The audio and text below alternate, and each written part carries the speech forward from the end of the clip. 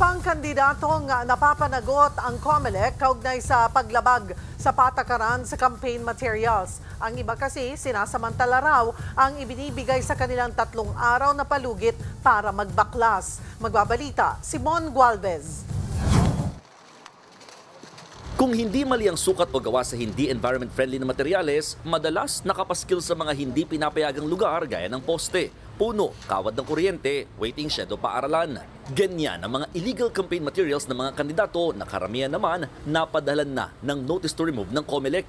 Ang problema, dumidiskarte raw ang iba. Sulat ka dito, doon nilalagay sa iba. Ang other sulat, sila tatanggalin, susulatan. Hanggang tinatanggal, walang declaration na siya ay guilty. Wala pa kasi tinanggal niya.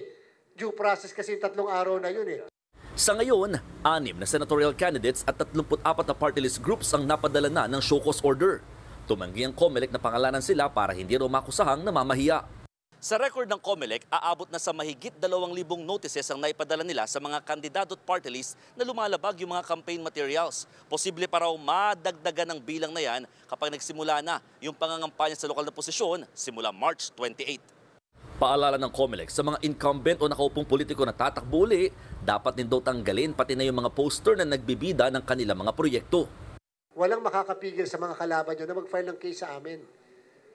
At akusahan kayo na ginagamit ang pondo ng munisipyo or city hall para lang i-promote ang kandidatura nyo. Nilinaw din ng COMELEC na hindi bawal mag-interview ng mga kandidato para sa balita.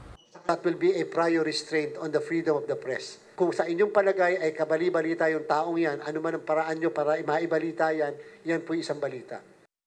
Idineklara naman ng COMELEC bilang dominant majority party sa paparating na eleksyon ang Lakas CMD kung saan Pangulo si House Speaker Martin Romualdez, habang dominant minority party ang Nasyonalista na pinamumunuan ng mga Villar.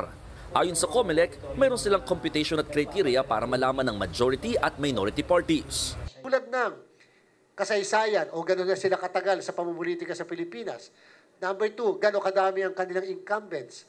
Number 3, gano'n kadami ang mga tumatakbo nila sa bawat posisyon, national at saka local. Number 4, gano'n kadami ang women's participation. Binibigyang prioridad ang mga dominant majority at minority parties sa pagkakaroon ng poll watcher sa loob ng presinto, pagpayag sa kanila makapasok sa canvassing venue at unang makakakuha ng kopya ng election returns. May direktang data server na rin nakalaan para sa kanila. Ibig sabihin, alam kaagad nila kung ano ang result sa mismong presinto na yan, katulad ng NAMFREL at PPCRB. Kasabay niya, nagpaalala rin ng COMELEC sa mga LGU na simula March 28 o 45 araw bago ang halalan, bawal na ang pamahagi ng anumang state resources. Kasama na riyan ang NFA rice na binibenta ngayon sa murang halaga. Kung gusto itong ituloy, dapat daw mag-request ng exemption ng LGU sa COMELEC. Ako, Simon Gualvez, para sa 1PH.